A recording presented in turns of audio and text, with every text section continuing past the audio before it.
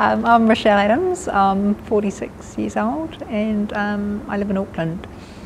I'm very proud of my son who's 11. And I guess prior to having my son I've done a lot of travelling. I spent about 4 years overseas travelling, Africa, Europe, States. Cool. Yeah, so swimming, I love swimming. I've just joined up with the paddleboarding, the pink and steel, so I'm looking forward to that starting on Monday. Just anything that gets me out in the water, really. I used to surf, but can't do that anymore. But so I thought I'd try my luck at the paddleboarding. I was first diagnosed on St Patrick's Day, on March 17, 2009. So it was stage 2 ductal carcinoma. It was after I had my mastectomy, and they found 2 lymph nodes, 2 out of the 12 had traces of cancer, so they didn't think it had gone anywhere else at that stage. So I, after the mastectomy, I had chemo,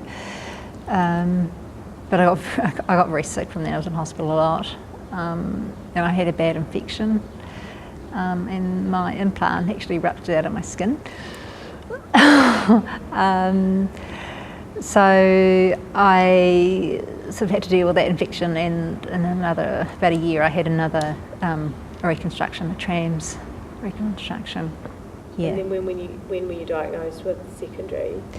That was actually Daffodil Day. Also that was August 2013. And what sort of, and whereabouts had it spread to? It was lungs, my lymphs, and right through my bones. Okay. Yeah. It was actually in my pectoral muscle. That's what caused me the concern to go and sort of the pain in my pec muscle. I thought it was just a side effect from all the surgeries I'd had, and something was going on with my pec muscle. They suggested more chemo, but because of my past sort of experience with it, being so sick, I didn't want to do chemo. Radiotherapy on my neck. They said my neck was that bad it might just snap. So I did the radiotherapy. Because I couldn't do the radiotherapy first time around because of the infections on my breast. So,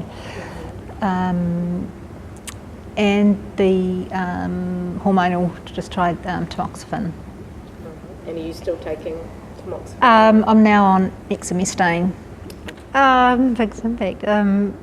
Just the shock, I think, and just the fear too. I think. Given 2 to 6 months to live, it's just like wow, and knowing what to say to my son. Yeah. He was 9 then, so that was very stressful time. Yeah, and knowing what to do, we were all sort of on the computer researching things to do, and finding that things weren't available here in New Zealand, and having to go away, which I would have done anything, but it was very stressful being away from family. And when I left Germany, they said to go on to Affinita. They actually thought it was funded because a lot of Australians go there as well. They didn't realise it wasn't funded. So when I got back and asked her, I said, "Oh no, it's like $10,000 a month or something." So I couldn't afford to do that. So I did apply to the Ministry of Health.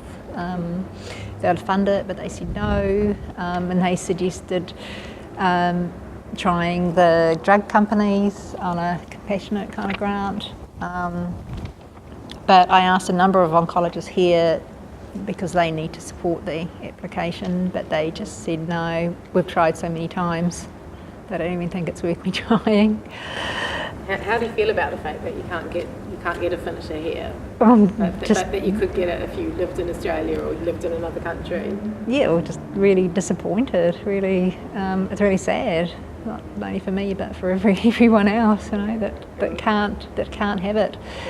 Apparently they've had some great results using Affinita and exemestane, which I'm on exemestane, but maybe they just need to think about, if it was their daughter or their mother or the males now, going through this, and it could, extend their lives.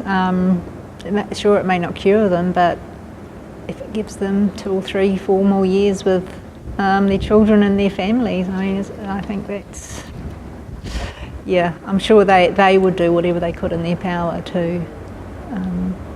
So it's just, I guess it's before these drugs are going to be funded, it may be too late for me, but I'm hopeful that I can get on a trial.